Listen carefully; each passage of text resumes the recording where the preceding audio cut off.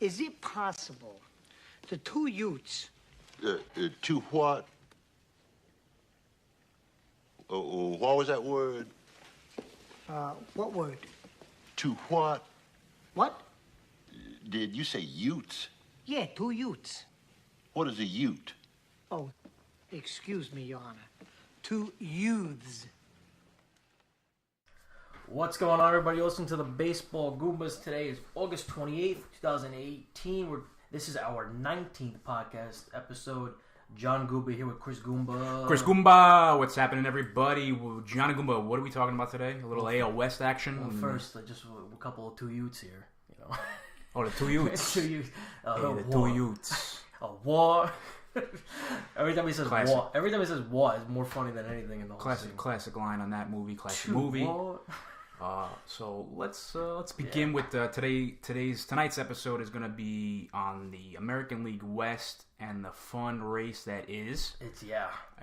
For the rest of the season, it's probably going to be back and forth. First of all, I can't wait for just American League playoffs.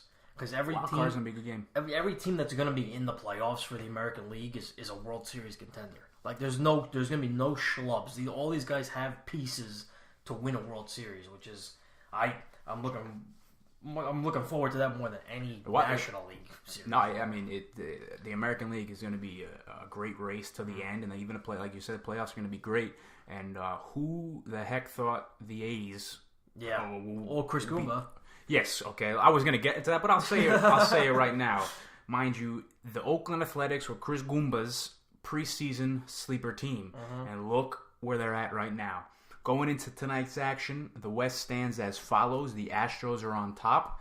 The A's are 2.5 games behind. Yep. And then you have the Seattle Mariners at 7 back, who they are having a nice season.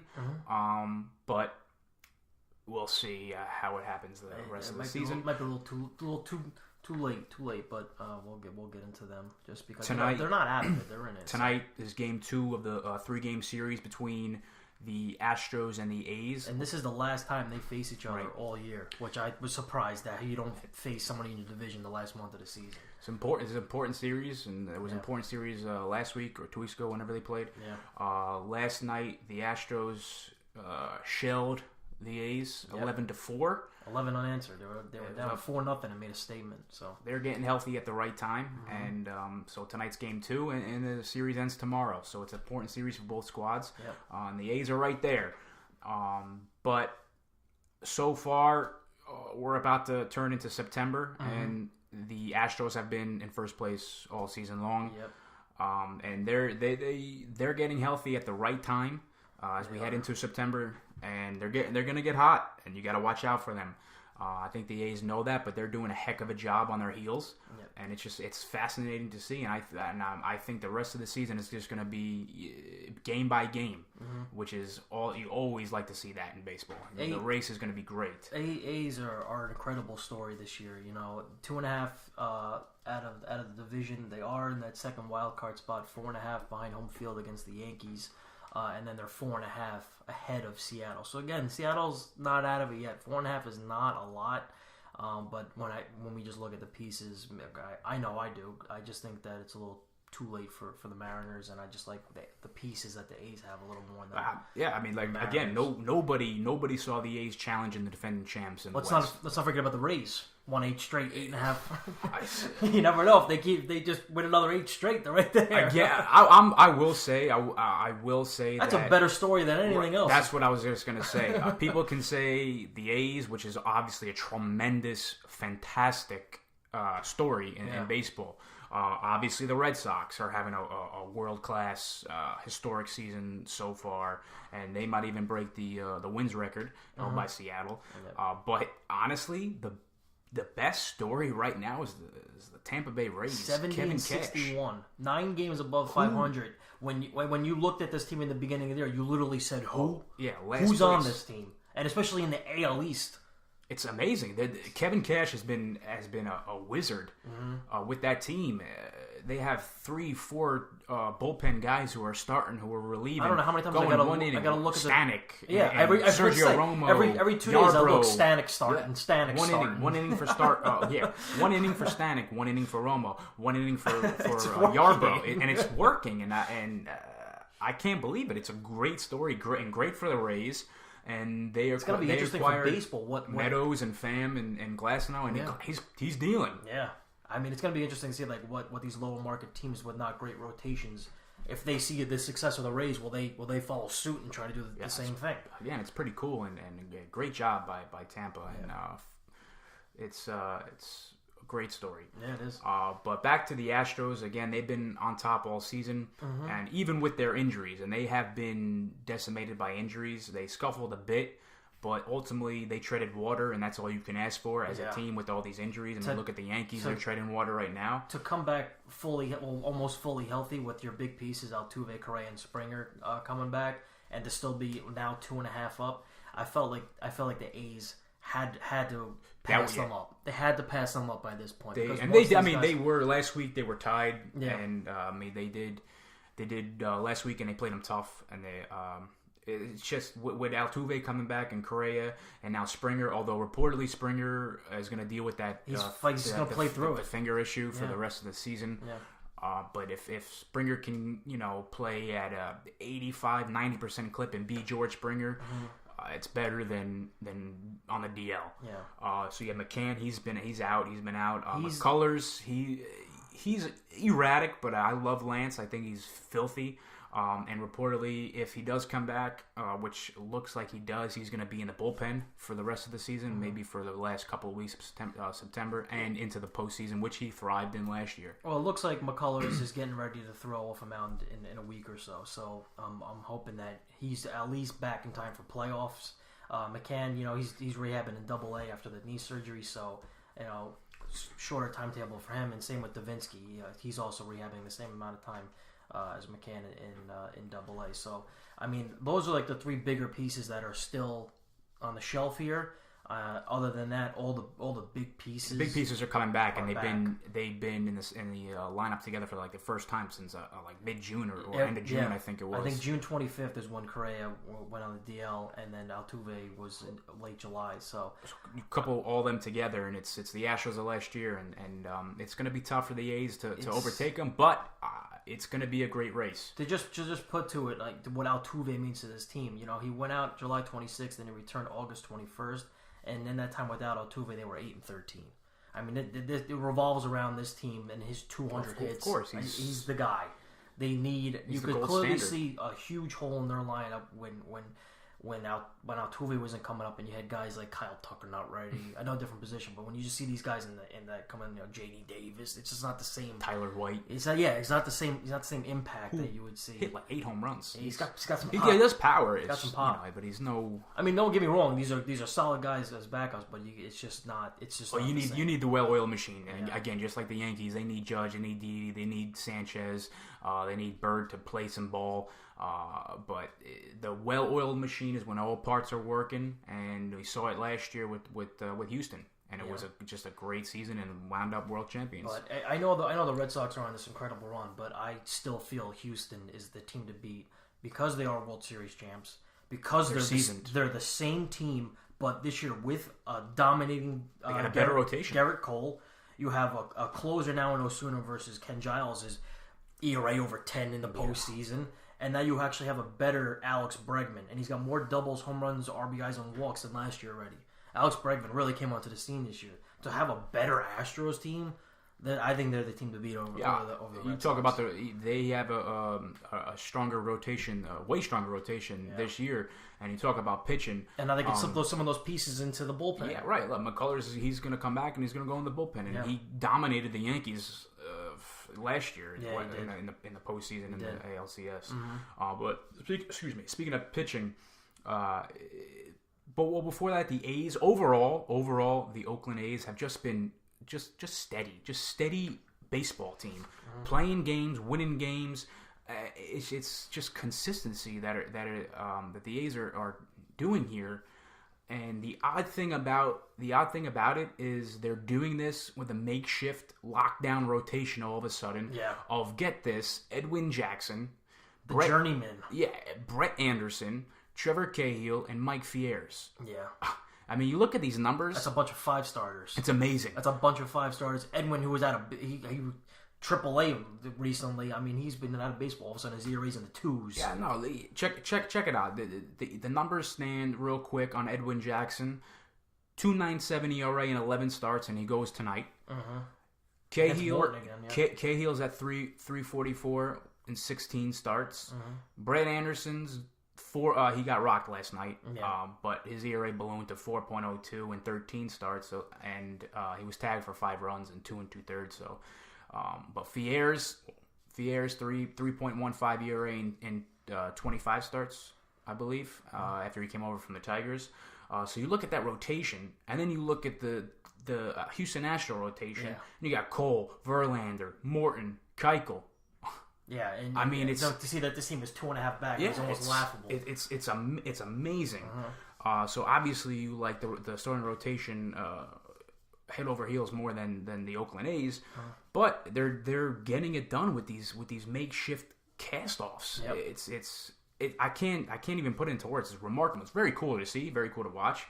But Brett Anderson and their I guess their ace, I'll say, Sean Manaea, both landed on the DL within a couple of days of each other. Manaea threw a no-hitter earlier this year. Yep. So they landed on the DL with injuries. So obviously, it's going to hurt a little bit. Yep. Cahill's got his injury history, and it's concerning for the long haul. But it's kind of like the A's. It's just kind of who's next in line who are they going to pluck to have a renaissance?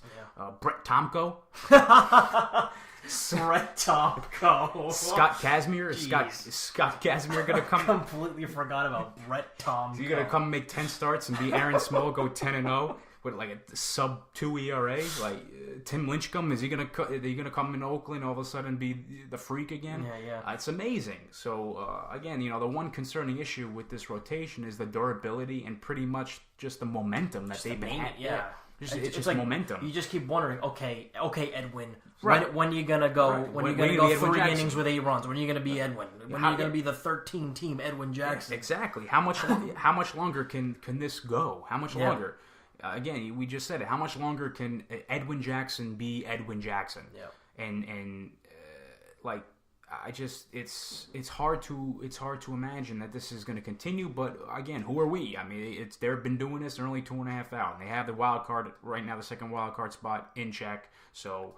And then just the other side of that, I was looking at the hitting, and I wasn't seeing anything eye-popping that shows, wow, this team can really rake. Their best hitter, Matt Chapman, who's the real deal, by the way. I think he's a potential MVP kind of guy in the future. The A's lineup is sneaks up on you. Matt Chapman is going to be like your next Josh Donaldson. Like, he's going to be that kind of guy. He's going to hit you. He's going to get you 100 ribs. He can hit you to like 30 to 35 home runs. He's going to do this. You could see it already. But he's your best hitter at 284, 32 doubles, 21 ribs. And Chris Davis, who's having a monster season. The thing is, though, they do have the 4 players with 20 plus home runs. Olsen 23, Lowry 21. He's having a great season. This guy just picks when he wants to play. I mean, I don't know. He's either hitting 220 or doing this, making the All-Star team. I don't understand Jed Lowry. I really don't. Chapman at 21, and then Chris Davis with 39 home runs, and he's got 103 ribs. But the thing is, can this team really? I don't want them to be one of those teams that lives and dies by the home run. You know what I mean? They're second in MLB with 183 home runs behind the Yankees. I don't know if they're going to be one of those teams that you either gotta. I mean, you think about it. Wild card, Yankee Stadium might play into their favor. If I'm the Yankees, I'm very scared of a team that second. Took the words right out of my mouth. I was just going to say, these guys aren't name brand guys, but again, like I just said, the A's are a sneaky good offensive team. The A's, although their team batting average is 251, they Olsen, Chapman, Chris Davis, Piscotty has been a nice get for these guys. He's a consistent 260. He's almost got 20 home runs, almost 70 ribs. Lucroy has kind of dropped off offensively, but he's a steady steady presence He's a behind the plate. professional catcher. Yeah, he's a steady hand behind the plate. Yeah. And right, I mean, if it's the wild card 1-2s, if it's the Yankees and the A's, heck yeah. As a Yankee fan, I'd be scared Especially of these in guys. Stadium, yeah. These guys can hit, and it's gonna be a great game if it comes down to these two teams. You know what I was looking at was when you combine that they're tied for second in baseball with runs scored in the 7th to 9th inning, so they always score in late in games. They get it done, and they have a bullpen that just absolutely just shuts everyone down. 3.35 ERA, 5th in baseball. They're a scary playoff team. I mean, to that late game ability. You know, to score and to shut down teams. So again, the lineup, Houston and Oakland.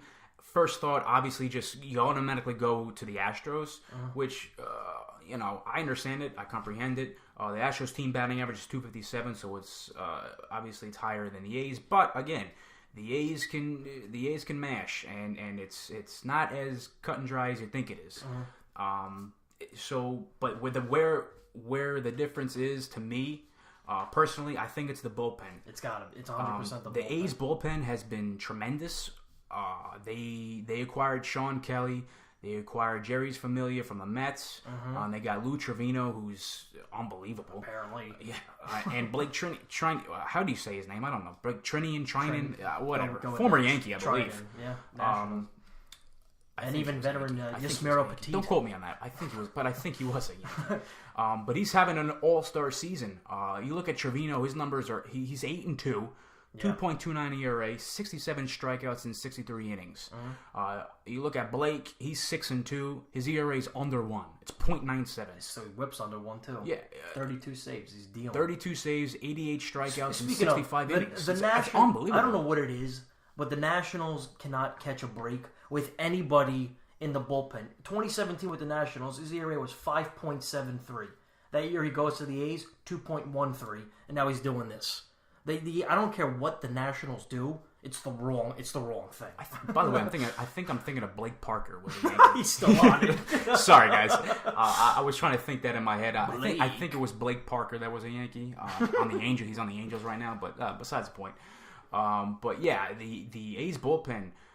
You look at that bridge from kind of like the 6th inning on. Sean Kelly, since coming to the A's, he's been dealing. Familia, he's been kind of steady all season long, even with the Mets. 2.78 ERA for the year. So you got him there, and that can step in as closer if need be. What's amazing? You got Trevino. Is they have three guys with true closer experience. With Blake, Familia, and now Fernando Rodney.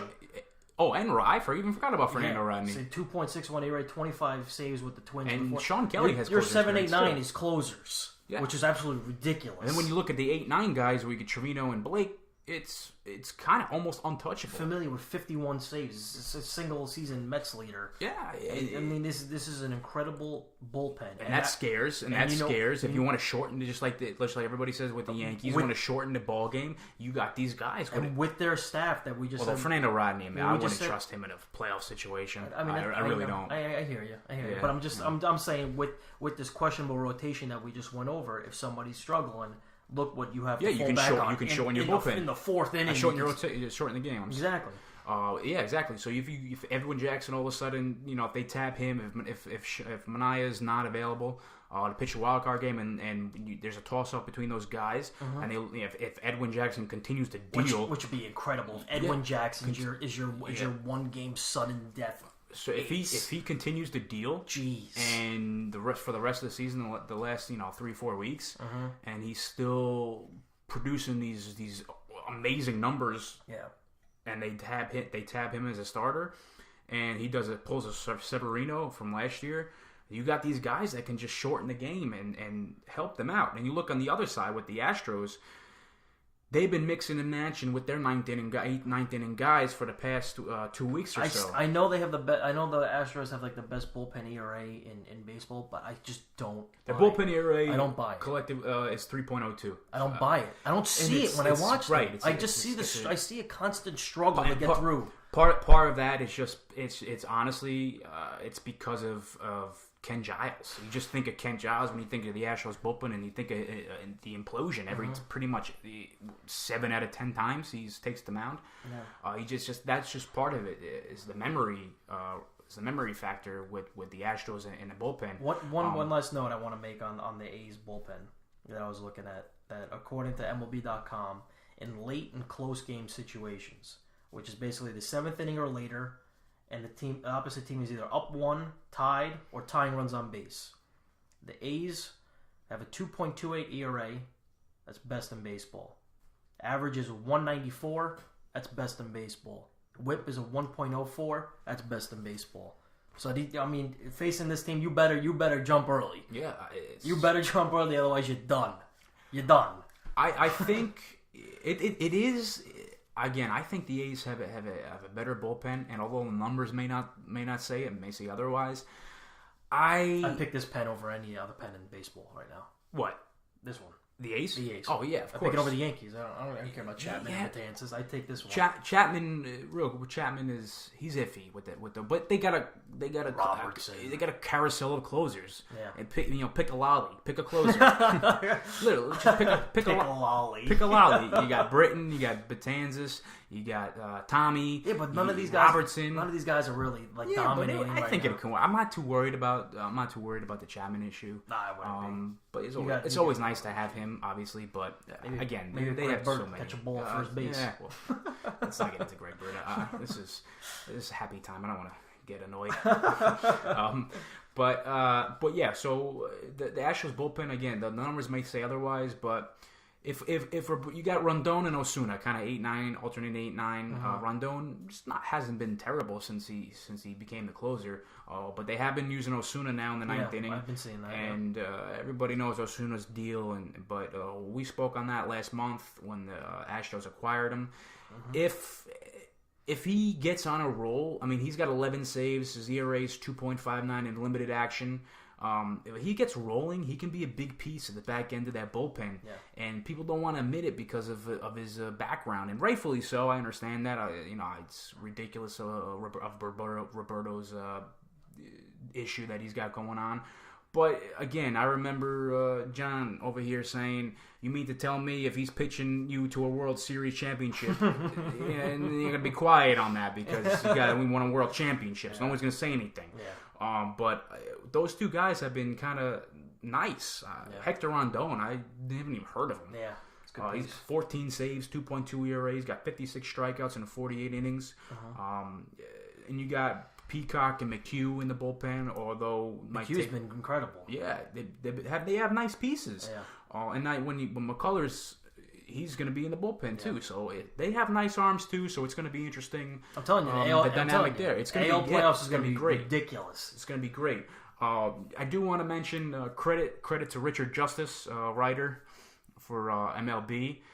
He had mentioned that the A's are 65-0 when a lead is taken into the ninth inning, and the Mariners are 63-0 in that same scenario. There you go. It's pretty ridiculous. Yeah. 65-0 and 63-0, and that's a credit. That's everyday Edwin right there. Right, and it just goes to show you how dominant the late innings have been for those two squads. Yeah. So with that, let's shift towards the Seattle Mariners for a few here. We were talking about how I think that it's a little too late for the Mariners. They're 4.5 behind the A's. Listen, the Mariners are having a nice season, no doubt about it. Just having a nice season. What they did is they took a step in the right direction. Is the way I see it. Paxton. You got yourself a nice ace there, but he's landed on the DL after getting hit with the line he started nice. He started real nice. He was dealing, and now there's a string of injuries been hitting him, so he's landed on the DL a couple of times. A great pitcher. I think it's time to start moving away from King Felix. King Felix is no longer King Felix. He's just Felix Hernandez now. Felix Hernandez, the 4-starter. The rotation is just ugh. It's Marco Gonzalez, who I believe just landed on the DL too yesterday. So he was having an okay season. Wade LeBlanc, strong, but it's Wade LeBlanc. I mean, if you want to get into Marco Gonzalez real quick, I think that the Mariners are gonna regret this trade entirely. because they gave up Tyler O'Neill for Marco Gonzalez.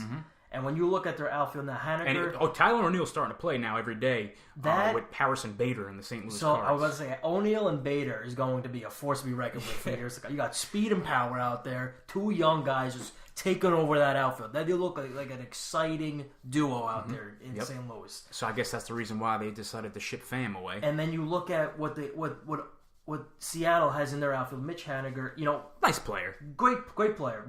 I don't know about great player. 281, nice player. Hold on, Mitch Haniger, great player. Hold on. Tell me if this is not. If I told you these numbers right now, you're not gonna tell me that's a solid ball player. 281, 22 homers, 83 ribs going into September. That's a solid ball player. Those are good numbers. You can't tell me that's not. He's a good player. Oh, right there, that's solid. Mitch Haniger. If he he's continues to play like that, player. could potentially get 30 home runs, 100 ribs with 280 average. I'll take that all day. Yeah, that's Cespedes right there. It's great. Except he plays. Great stuff. It's great stuff. Yeah, great. But then you look who else is in the outfield. The lineup. Denard Span, Cameron Maben. Span. They're going to miss Cameron this. Maben, come on. That's what I'm saying. Cameron Maben. That's what I'm saying. You really needed Marco Gonzalez. Denard Span has... And they made that trade a month after he came back from Tommy John. A month after Marco Gonzalez came back from Tommy John surgery, they gave up Tyler O'Neill, 40 home run contender, for Marco Gonzalez. I thought it was awful. And it's going to be right up there with Shelby Miller for Endurance Ciarte and Swanson. It's going to be right up there. It's going to be right up there. Quote me, Goomba, John. Quote me on that. You're quoted. Thank you. You are quoted. Because it's terrible. I hate Shelby Miller. I'm all about Tyler O'Neill Bader duo right now. I think it's going to be great. I do. I think it's going to be a potential all-star outfield. I really do. Is. But not maybe, it is. Seattle, the lineup can hit. Obviously, you got Nelson Cruz. You got your great player in Mitch Haniger. You got Ryan Healy, who is he's a good piece. Yeah. Seager can hit. Seager's solid. These guys can hit. So yeah. Segura. Yep. And you got D. Gordon and Cano when he wants to not do off the juice. Yeah. So the lineup they can hit, and again the rotation is. But what you just said, only included one outfielder, and that's what I'm talking about. That's where they're lacking. As I think why they're there, obviously, has got to be a ton of credit to the bullpen and everyday Edwin Diaz. It's guys 50 saves, unbelievable. Real quick on Edwin. I feel like we have like an Edwin Diaz update weekly of when he hits a new milestone. He's having a historical season and is on the path to breaking the single-season MLB save record held by none other than K-Rod, Mr. Francisco Rodriguez, with 62 saves. So he's got the record of 62 saves, and Diaz already has 50. And we're not even in September yet. Yeah. He's got 50 saves. And 50 is like 40 it's like 50 home runs now, actually. It's just incredible. It's incredible, is right. His ERA is 1.97, and he's got 108 strikeouts in 64 innings. That's insane. That's crazy numbers. 108 strikeouts in 64 innings. Unbelievable. Yeah. So the bullpen obviously doesn't stack up with Oakland and Houston. But if they have a lead, just like the stat I mentioned 5 minutes ago, 63-0. Yeah. So if Seattle manages to get into the wild card game, they throw Edwin. If they have a lead, it's almost guaranteed. Well, it is. Apparently, it is guaranteed that it's safe, and they're closing out the game. Yeah. But again, they're 7 out of the West. I think it is a little too late here with that race. So obviously, you like to, as a baseball fan, you like to see a 3-team race. That's pretty cool. Yeah, makes things exciting. I just ultimately don't think that Seattle has enough firepower and oomph to overtake the Astros and A's in the West. So I think their best shot lies in the wild card and the second wild card spot. If Seattle gets hot and the A's crumble a bit, crazier things have happened. And Brett Anderson, Manaea is out.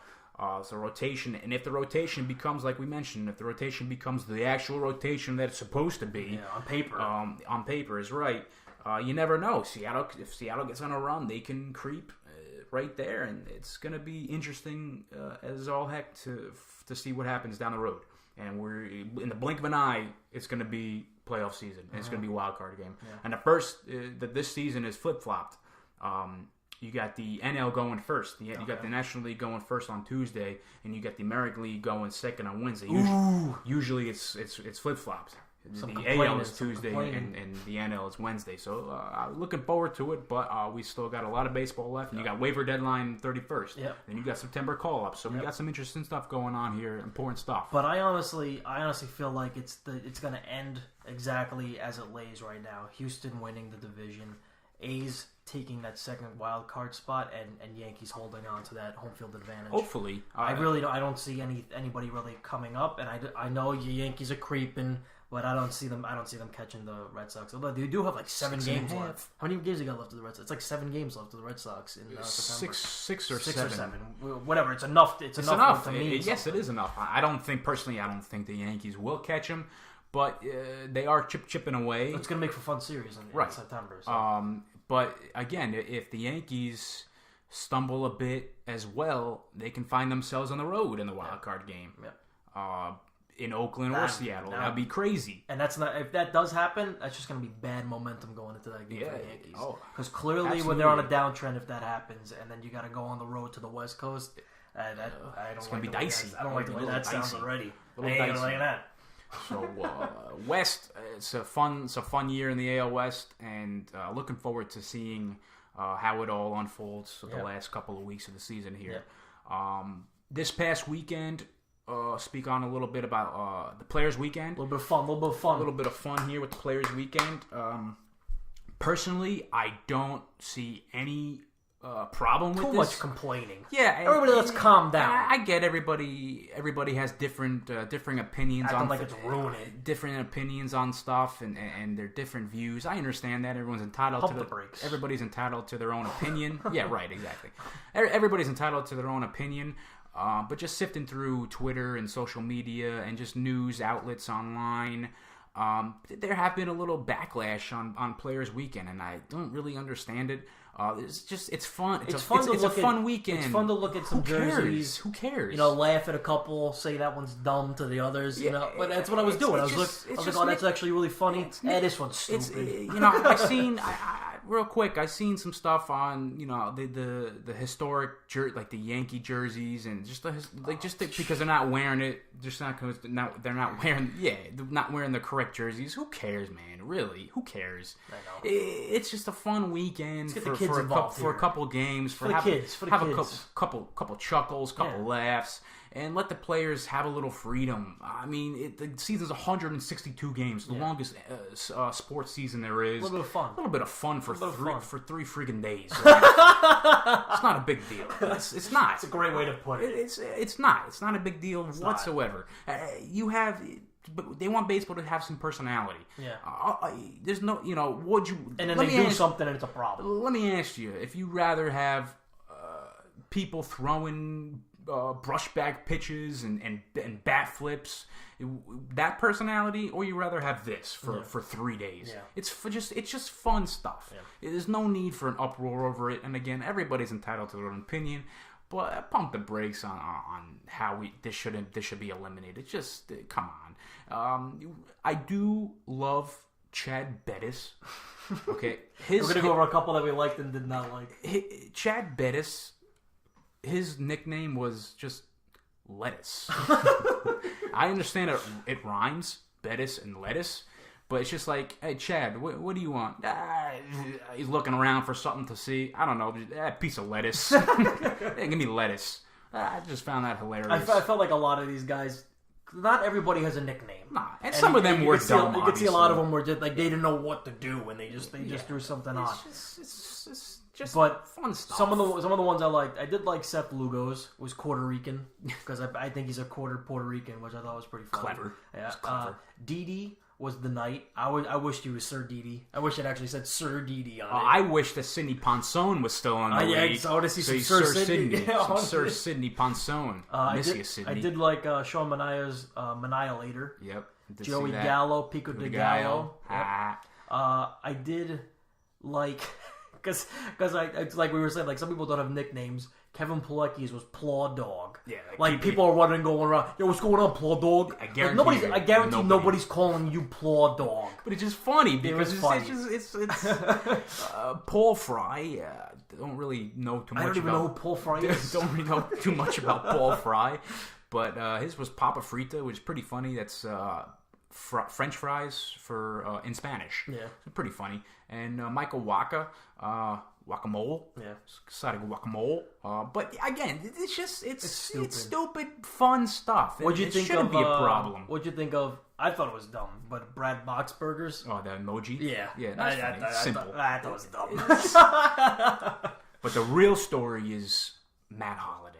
Yeah. And whether it was photoshopped or not, which I believe it was. I think it was photoshopped. I think they did come out. Colorado did come out and say that. Yeah. I touched home. That's great. Okay, just shut it down. Shut it down. It's game over right there. Yep. That no one, replay. that Sorry, one, game over. That one Players Weekend, and when I did see that, posted by the Rockies on Twitter, and the Goombas did reply to that, and shout out to Colorado for liking our response on that. So.